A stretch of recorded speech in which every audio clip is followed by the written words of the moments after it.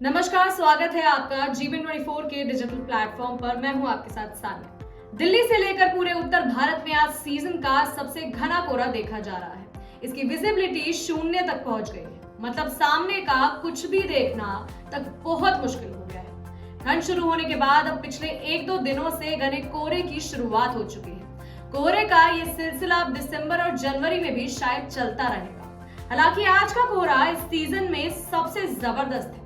इससे दिल्ली और उत्तर भारत में जनजीवन बुरी तरह प्रभावित हुआ है। मौसम विज्ञानियों का कहना है कि दिल्ली में इस बार घने कोहरे के देर से होने की वजह वातावरण में वेस्टर्न डिस्टर्बेंसेस यानी पश्चिमी विक्षोभ की कमी है। इसी विक्षोभ के कारण जाड़ों के मौसम में बारिश होती है और हवा में नमी बढ़ती है, जो घने कोहरे की बड़ी वजह होती है। इस बार मौसम वैज्ञानिकों का कहना है कि इसका असर कम है।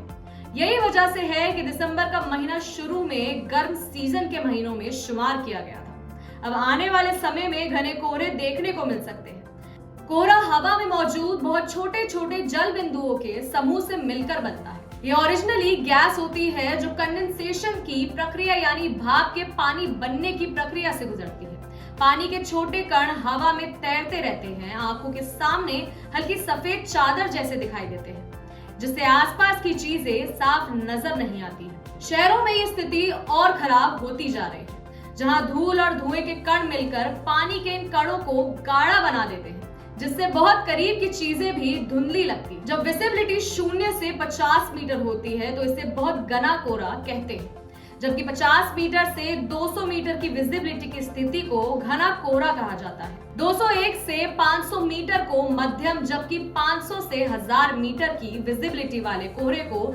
सामान्य कोहरा कहा जाता है। सामान्य तौर पर एक सामान्य मनुष्य 2 से 3 किलोमीटर तक देख सकता है। एक स्टडी के मुताबिक हम अपनी आंखों से 20 किलोमीटर की दूरी तक देख सकते हैं, लेकिन असल में विजिबिलिटी की स्थिति हवा में मौजूद नमी, धूल कण और अन्य प्रदूषकों पर निर्भर करती है। ये हमारी आंखों को अधिक दूरी तक देखने से रोकते हैं। कोहरा एक प्राकृतिक स्थिति है जो कई तरह की होती है, जैसे समुद्र की सतह पर होने वाला कोहरा जिसे सी फॉग कहते हैं। कई बार कोहरा एकदम से घना होता है और फिर तुरंत ही गायब हो जाता है। इसे फ्लैश फॉग कहते हैं। ये फॉग हवा में नमी और तापमान की वजह से अचानक आकर चला जाता है। कोहरा धुंध से घना होता है और कंपैरेटिवली ज्यादा वक्त तक रह सकता है, क्योंकि इसमें पानी के कण धुंध से ज्यादा होते हैं। कोहरे में देख सकने की क्षमता 1000 मीटर से कम हो जाती है।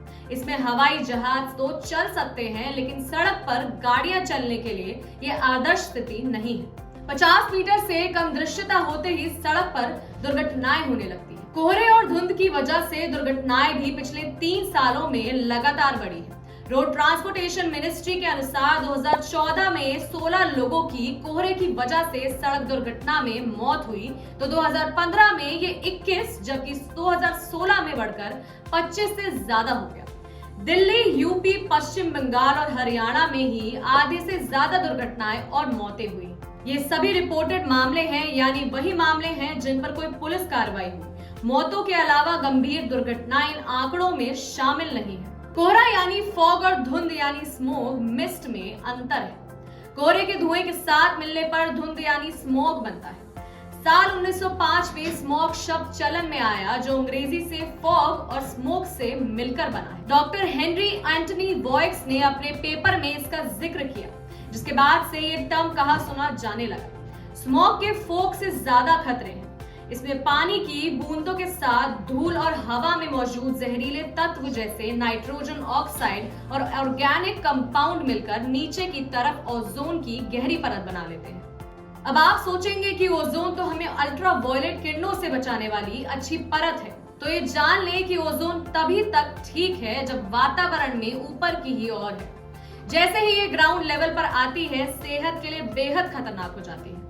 कई सभ्यताओं में ये जान बचाने वाला भी बनता रहता है। कई जगहों पर जहां पीने के पानी की कमी होती है, वहां पेड़ पौधों के नीचे बर्तन रख देते हैं ताकि पानी जमा हो सके। हालांकि ये तरीका ज्यादा असरदार नहीं है।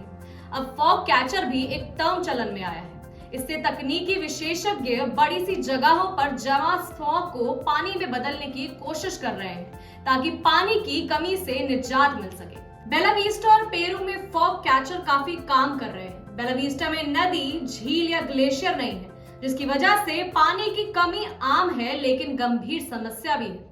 साल 2006 से वहां फॉग कैचर ने काम शुरू किया ताकि पानी की कमी से कुछ हद तक निजात मिल सके। दुनिया की कई ऐसी जगहें भी हैं जो हर वक्त कोहरे से ढकी रहती हैं। कनाडा के न्यूफाउंडलैंड द्वीप के पास ग्रैंड बैंक्स नाम की जगह दुनिया की सबसे ज्यादा कोहरे से ढकी जगह है, जो अटलांटिक महासागर में आती है। उत्तर की ओर से चलने वाली ठंडी लैब्राडोर करंट और पूर्व की ओर से आने वाली गर्म गल्फ हवाएं ग्रैंड बैंक्स को हर वक्त घने कोहरे से ढकी रखती है। इसके बाद क्रमशः चिली के अटाकामा कोस्ट में, इटली की पो वैली, स्विट्जरलैंड के मध्यवर्ती पठार, अफ्रीका का नामिब रेगिस्तान, अटलांटिक कोस्ट का मिस्टिक आइलैंड, कैलिफोर्निया का सैन फ्रांसिस्को, कैलिफोर्निया का ही पॉइंट रेस और न्यूजीलैंड के हैमिल्टन को दुनिया में सबसे ज्यादा कोहरे में ढकी जगहों में शुमार किया जाता है। अभी के लिए बस इतना ही। ऐसी रोचक जानकारियों के लिए बने रहिए हमारे साथ और देखते रहिए GBN24 का डिजिटल प्लेटफॉर्म।